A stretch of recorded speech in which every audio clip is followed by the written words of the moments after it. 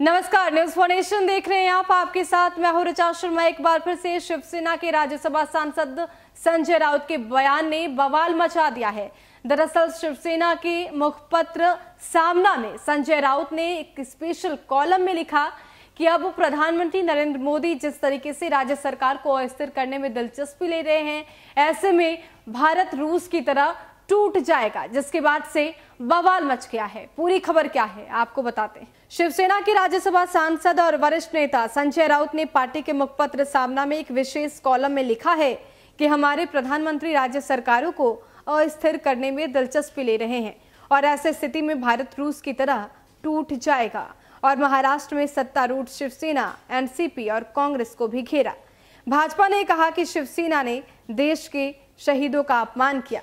शिवसेना की राज्यसभा सांसद और वरिष्ठ नेता संजय राउत ने पार्टी के मुखपत्र सामना में एक विशेष कॉलम में लिखा है कि हमारे प्रधानमंत्री राज्य सरकारों को अस्थिर करने में दिलचस्पी ले रहे हैं और ऐसे स्थिति में भारत रूस की तरह टूट जाएगा।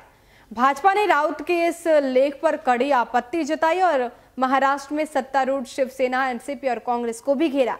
भाजपा ने कहा कि शिवसेना ने देश के शहीदों का अपमान किया है। दरअसल संजय राउत ने लेख में कहा है, सरकार के पास पैसा नहीं है, लेकिन उसके पास चुनाव जीतने के लिए, सरकारें गिराने बनाने के लिए पैसा है। यदि हमारे प्रधानमंत्री को इस स्थिति में रात में नींद आ रही है तो उनकी प्रशंसा की जानी चाहिए। भाजपा नेता विजय वर्गीय ने सनसनीखेज खुलासा करते हुए कहा कि प्रधानमंत्री मोदी ने मध्य प्रदेश में कांग्रेस की कमलनाथ सरकार को उखाड़ फेंकने के लिए विशेष प्रयास किया था। राउत ने कहा कि यदि हमारे प्रधानमंत्री राज्य सरकारों को अस्थिर करने में विशेष रुचि ले रहे हैं तो क्या होगा। राजनीतिक अहंकार के लिए मुंबई की मेट्रो को अवरुद्ध कर दिया गया। अगर केंद्र सरकार को इस बात का एहसास नहीं हुआ तो हम राजनीतिक लाभ के लिए लोगों को नुकसान पहुंचा रहे हैं, तो जैसे रूस के राज्य टूटे वैसे हमारे देश में होने में ज्यादा समय नहीं लगेगा। चीन के साथ जारी सीमा विवाद पर शिवसेना सांसद ने कहा कि चीनी सैनिक 2020 में हिंदुस्तानी सीमा में घुसे, उन्होंने अपनी जमीन का कब्जा कर लिया। चीनी सैनिकों को हम पीछे नहीं ढकेल सकते थे, लेकिन संकट से लोगों का ध्यान हटाने के लिए राष्ट्रवाद की एक नई छड़ी इस्तेमाल कर ली।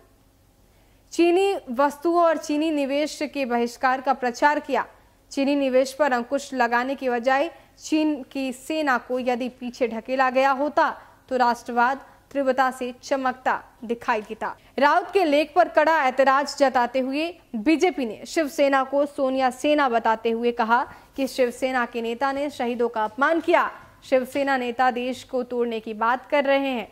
कान खोलकर सुन ले, ये देश एक है और एक ही रहेगा। हम मां भारती को देश तोड़ने की बात को कतई नहीं सह सकते। शिवसेना के इस बयान पर कांग्रेस और एनसीपी चुप क्यों है? तो संजय राउत ने ये बड़ा बयान देते हुए कह दिया है कि अब भारत रूस की तरह टूट जाएगा, जिसके बाद से बीजेपी ने कड़ी आपत्ति जताई और कह दिया कि ये शहीदों का अपमान है, इसे बर्दाश्त नहीं किया जाएगा। अब देखना होगा कि उनके बयान पर आगे क्या कुछ पलटवार सामने आता है। फिलहाल के लिए इतना ही। बने रहे हमारे साथ और देखते रहे न्यूज फॉर नेशन। नमस्कार।